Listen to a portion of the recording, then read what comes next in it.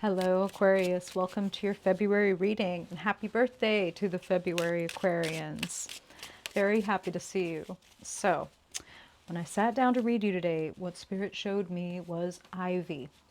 Ivy climbing all over a tree, ivy climbing up a lamp pole, ivy climbing over a building.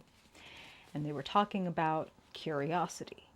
The curiosity and the exploration of ivy, and how ivy is unique in that in its explorations and its covering of new territory, the shape of its roots have to match, right? So entire root systems shift their shape and grow into new ones as ivy explores. And Spirit was talking about how curiosity changes the shape of you, and there are some things that it would serve you to get pretty curious about this month, Aquarius. So what are you curious about? What do you want to know more about? Where would you like to explore? You may find that as you explore even the most, light, benign, even superficial seeming topics, that you deepen and change on a fundamental level as you allow yourself to do that. So, keep that message in your back pocket as we get into your story this month. Let's get into some cards. As always, Spirit, we are going to start by pulling a protagonist card, a persona card for Aquarius. We want to know what kind of attitude, what sort of characteristics they are showing this month, and what you want to highlight in them for their highest good, Spirit, in order to help them navigate their story in the best way possible. So, Spirit, what kind of month can Aquarius expect in February, Spirit? February for Aquarius Sun, Aquarius Moon, Aquarius Rising and dominant people, 11th house dominant people, and Uranian dominant people, Spirit. The rebels, the pioneers and progressives, the inventors and mad scientists of the zodiac, Spirit. What does Aquarius need to know in the month of February for their highest good? We want to know any elements of the past as they pertain to the present, the unfolding future. Any context that you want to share with Aquarius so that they can step into the life that feels easeful, abundant, peaceful, joyfully aligned, fulfilling. Spirit, what kind of climate are Aquarians working with, and what is your guidance as they navigate that climate? And finally, Spirit, we would love to know, what is the key? What action or feeling or orientation can help unlock things for Aquarius in the month of February? What is the Aquarian key in the month of February? Okay, let's see what we got here.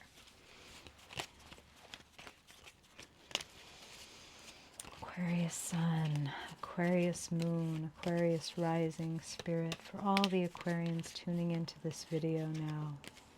What do they need to know for their highest good? Wow. Hey. I'm curious how many of you have Capricorn placements. Very, very, very beautiful. Very beautiful. Be patient. Be patient as you explore. Okay, of course, perfect. So Spirit talks about, get curious and do some exploring and stuff. And then you show up as the Page of Wands, the explorer, literally the adventurer, the youthful, exuberant, excited one who is like all set and excited to learn everything. You could have come through as a knight or a queen or a king, but the page is the one who is the explorer, and particularly the Page of Wands is probably the most curious of all the curious pages. So an open mind, an open heart, a willingness to get excited, a willingness to try things in a new way or try new things entirely brings you luck, brings you achievement, accomplishment. I mean, talk about unlocking. Okay, so sitting in the recent past, the one little point of static, thank goodness, in your whole reading is sitting in the past. If we got to have it, At least it's there. The wound. And Aquarius, these are general readings, of course. So I'm hearing for some of you, this is a recent wound.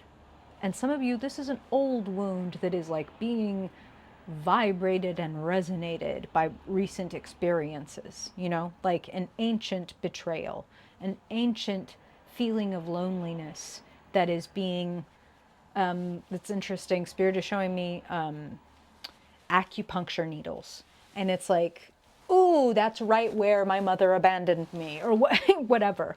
And something is happening that is bringing up the resonance of that. That is an opportunity to heal. And that is how Spirit wants you to take it. Like, this is not like, oh, it's happening again, it's never going to stop happening. It's, oh, it's happening again. This is an opportunity to treat myself in a totally different way as I go through this experience of being disappointed or feeling abandoned or feeling cheated or etc. Whatever the Three of Swords is for you, this is an opportunity to treat yourself a different way. To not close up, but to open up. That's what Spirit is saying. Sitting in the present moment, the Ace of Wands and the Hanged One. So the Ace of Wands, I mean, you're the Page of Wands. The Ace of Wands is the exciting, brilliant new idea, a notion, a new notion. Well, I don't know why Spirit is having me use that word, but apparently it's going to resonate with somebody for whatever reason, like that is like a secret inside joke to you. A new, brilliant idea that is really exciting to you, and that now you want to give it time to develop, okay? The Hanged One is attached to that, saying you're in the like caterpillar part, you're in the chrysalis. You are in the midst of the transformation. You're no longer the caterpillar and you're not yet the butterfly. You are in the chrysalis. You are liquefying before you become a new creature. So be curious. Again, be open. Wow, in what ways am I changing right now? You know, like at whatever age that I am, and all ages this can occur, and the more open you are and available you are, and the more healthy you are, the more you are changing. Because we are always growing, we are always being offered that opportunity. So if you find yourself a little uncomfortable or a little vulnerable in a state of transition and transformation, just know that that's okay, that you're actually in the right place, that you do want to transition away from the Three of Swords where you've been to a new way of being, a new way of being able to navigate the world. And look what sits in the future, the world, the butterfly. Literally, like that would be, a butterfly is a wonderful representation of the world card because it is going all the way from the worm's eye view of the Fool, right? The very like, it's all about me, it's all about my experience, that's all I understand, like being a baby, right?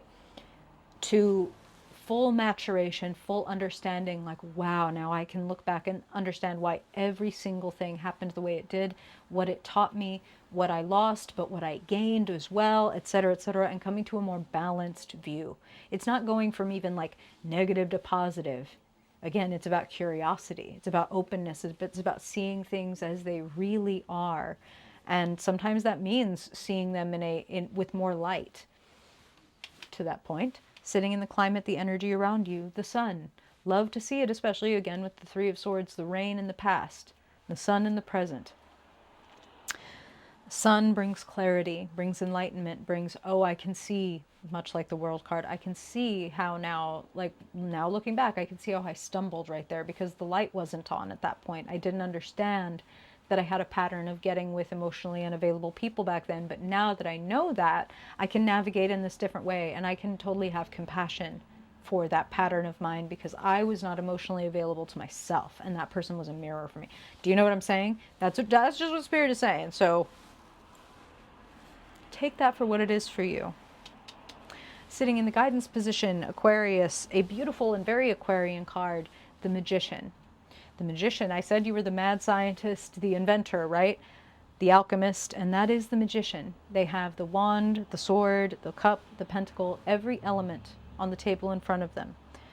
They can remix their gifts, their talents, their various pools of opportunity and invention into anything that they want. And with the World card sitting in your future, I see you inventing something, exploring something, getting curious about something that could bring you to a feeling of total fulfillment and accomplishment. And of course, that begins the cycle again. That is just the top of the cycle, right? The world. So yes, I say total accomplishment and fulfillment until tomorrow when you get excited about finding something else out, or you've decided you haven't come far enough on some other thing and you want to explore that, right? So it's a constant. But there can be a feeling of closure and being able to move on from one particular path because, like, I learned the lesson so I don't have to keep running that obstacle course. And that's what Spirit is saying. And they're bringing me back to, like, I don't have to keep running the emotionally unavailable romantic partners obstacle course, because now I've completed it. I've learned it. I've seen where all the little booby traps are.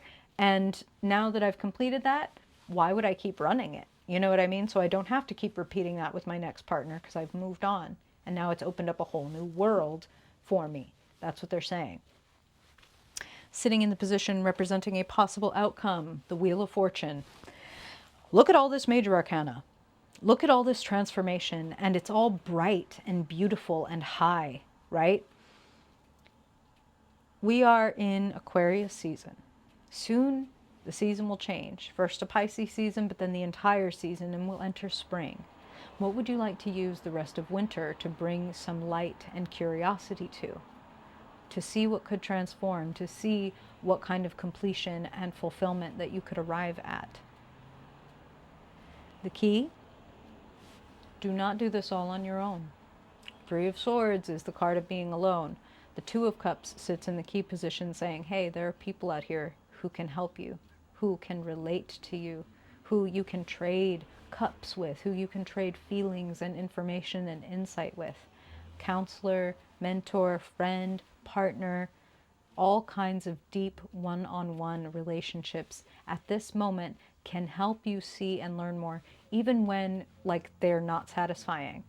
That is still data, right? Like, damn, I keep trying to help this person understand this thing about me, but I just don't think they have the capability to understand it.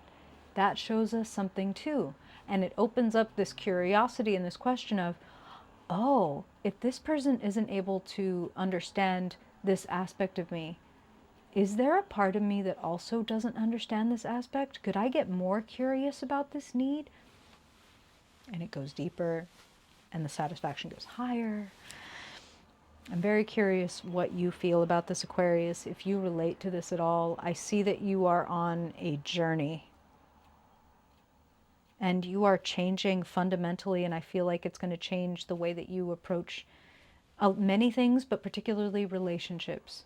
How open, playful, available, excited you are about your relationships and your accomplishments.